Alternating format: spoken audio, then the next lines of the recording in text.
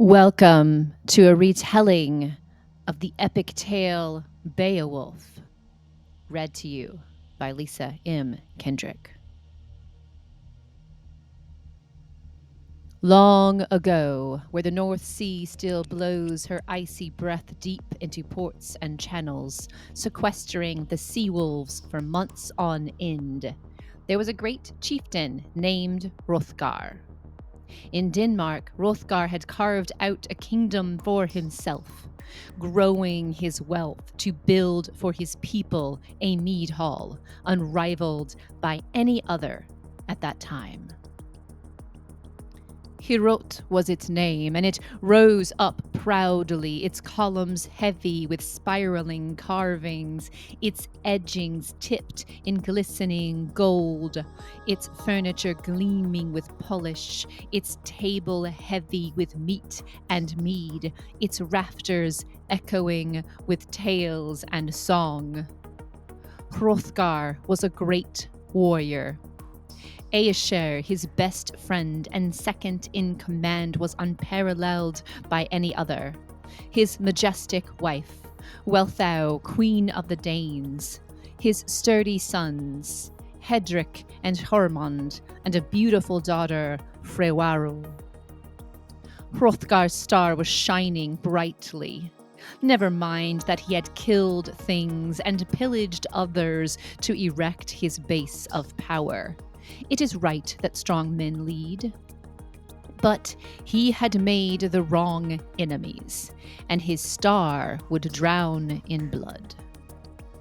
You see, an elemental who owed no allegiance to civilization or Christianity, named Grendel, was infuriated by Hrothgar. He had watched Hrothgar kill his father. He had seen his wild woods raped by these humans to raise an artificial monstrosity, their alien ways and deafening racket scattering his prey to the winds. He had been wronged, and he was hungry, and so he plotted against this human who had dared destroy his life.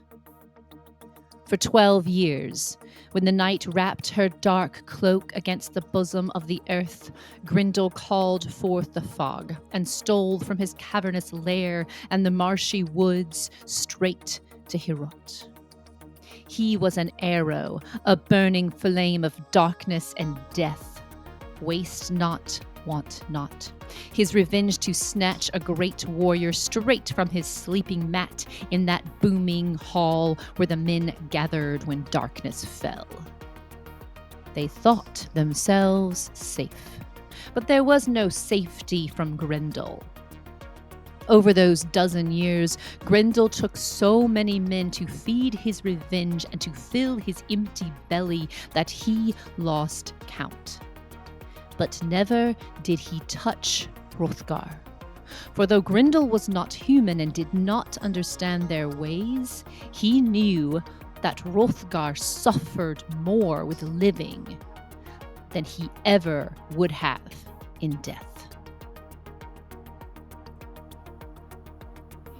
Heorot emptied, since even mighty warriors must accept when they are defeated. Though many stayed, loyal as ever to Hrothgar, none would spend the night in Heorot. Its majesty faded as Hrothgar's hope withered like an apple over winter. Beowulf, a young warrior searching for heroic quests to grow his prowess, heard of this monster that none seemed able to defeat. In Geatland, north of the Danes, Beowulf gathered his 14 greatest warriors to him, and, sailing down the coast in a long ship, made his way speedily to Heorot. I could tell you of the feasting and the boasting, of how possibility spread her wings and flew amongst the rafters for the first time in over a decade, but you can imagine these things yourself. It is enough to say that Beowulf had defeated every foe, from giants to sea beasts. It is enough to say that Beowulf saw the suffering of this once great king and felt empathy. It is enough to say that Beowulf was a fair man and prepared to meet Grendel in Heorot Hall that very night. Hrothgar and his men slept elsewhere, while Beowulf and his men bunked down for the night in Heorot Hall.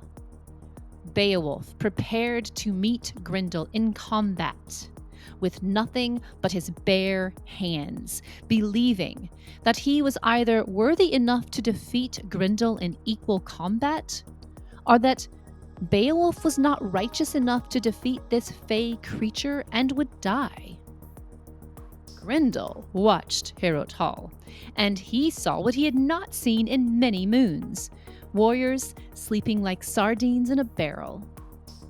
He snuck down to the doors, wrenched one off its hinges, grasped a hold of the closest man, ripped his head off and slurped up the blood gushing from his neck. How dare they come here, he thought. Have these fools not had enough? Beowulf, derobed and empty-handed, rose to the challenge. They sparred, shoving each other against columns, upturning barrels and seats, smashing through pottery and discarded platters.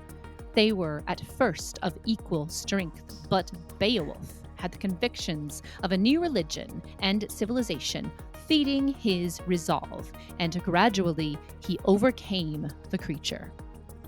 Grendel realized his mistake too late. Beowulf tightened his two-fisted hold on one of Grendel's arms, gave a mighty wrench right as Grendel decided to retreat. With a squelching sound and a splatter of blood, Beowulf wrenched Grendel's arms off from the shoulder as Grendel fled into the night, squealing. Beowulf hung Grendel's arm above the door. And there was a party. Of course there was. It lasted for the rest of the night and all through the next day until, exhausted with triumph, Hrothgar and his men and Beowulf and his men found bunks wherever they may. But like all creatures, Grendel had a mother. Her name is long forgotten, and once she may have been revered by the ancient peoples who lived in peace with her, who once respected her ways, who once shared the hinterlands with creatures like her lover, and her son, and her other family members long gone. For decades, mankind had started taking and forgotten all the old paths, had clung to a new god, had left her angry and defenseless. Hrothgar had finished that job. As a Christian king in a new world order, he had sought specifically to kill her lover, calling him a demon. Now, Hrothgar, indirectly or not, had killed her son, and she would have her vengeance. After Grendel died in her arms in her ancient citadel beneath a loch, she surged upwards and loped down the wild trails to the stripped lands of Hrothgar. Night had fallen, and she zeroed in on the largest building, shoving aside the half-hanging doorway, seeking the best way to cause pain to Hrothgar. She recognized one of the men, a share, one she had always seen with the king, and so grabbed him, twisting his neck in her hands and dragging his corpse away with her. She did not have a taste for the flesh like her son, but she would not give Hrothgar the satisfaction of having a body for his god's burial rites. Beowulf, waking elsewhere, came too late to battle Grendel's mother. Hrothgar's joy drowned itself in sorrow, but Beowulf, like all good warriors, was never one to leave a job undone or gold unclaimed. An enemy was still breathing, and so Beowulf swore vengeance. Only this time, he would take the battle to the source.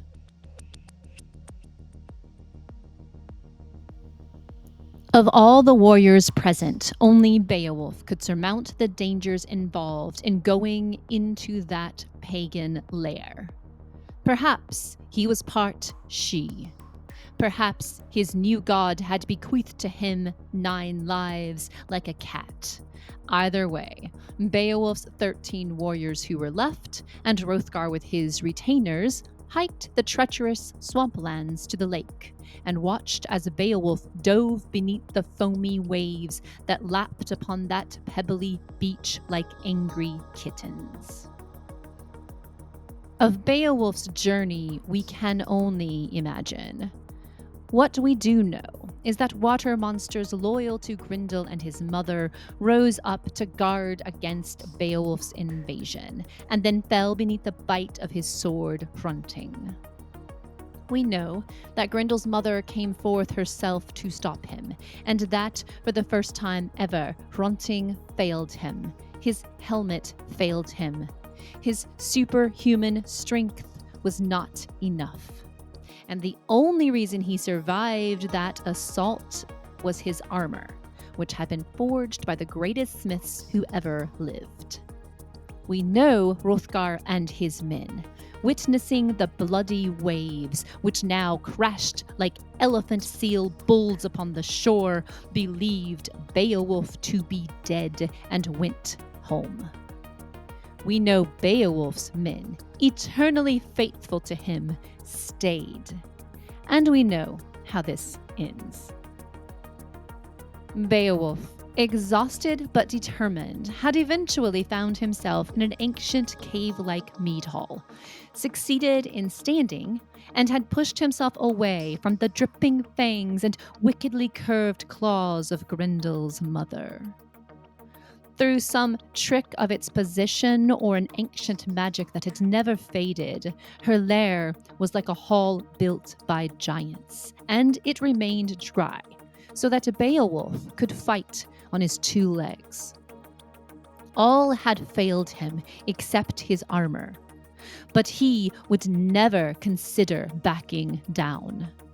Then he saw on the wall a magic sword hammered by giants, runes running along its edges. He ripped it from its scabbard, and with his last bit of strength brought it round in time to slice clean through her neck. Grendel's mother died instantly, but Beowulf would not leave without being certain Grendel lay dead somewhere there, too.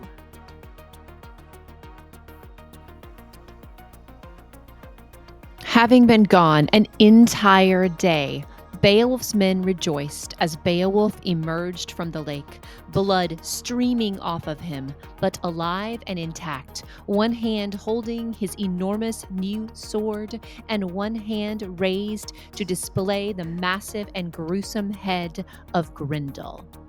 We all know what sort of parties ensued, and we all know that Beowulf returned to his lands with such a spectacular reputation that his rise to kingship and the 50 years of peace over which he presided was expected and ordained by his God. We could end the story there. But as all great warriors who still at least grow up hearing the myths about Valhalla, whether they have changed gods or not, it was most seemly that Beowulf should die a warrior's death in battle rather than of old age in his bed. A runaway slave in Beowulf's kingdom, desperate to escape his cruel master, chose unwisely to disturb the hoard of a dragon.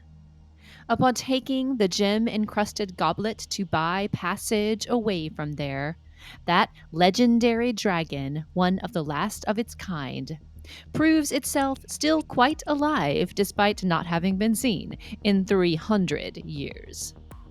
Its fiery rage endangered the entire kingdom, and Beowulf gathered his men and rose to the challenge.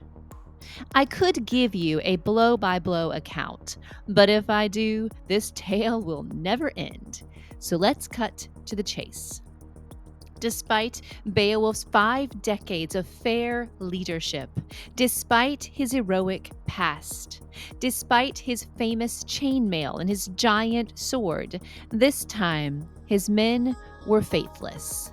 They let fear have victory and abandoned this great man to the dragon. Only one warrior remained true, Wiglaf. Together, Beowulf and Wiglaf battle the behemoth and take him down. But Beowulf, fatally wounded, still a brave and fair warrior whose body and supernatural abilities had been whittled away by age, as all of us are. He bequeathed his kingdom to Wiglaf, placed his torque upon Wiglaf's neck so that all would know Wiglaf had been chosen, and asked to see the treasure before he died. Beowulf told Wiglaf that that treasure was cursed, and to save his people, the bad luck of that gold and the greed that it may grow because of it, it must be buried with Beowulf. Wiglaf, true to his word, arranged the funeral pyre as additionally dictated by Beowulf. Beowulf's body was burned on a precipice overlooking the sea, and then a great stone mound was raised around his burned body, and the treasure buried there, so that forevermore all could see Beowulf's towering tomb from any direction.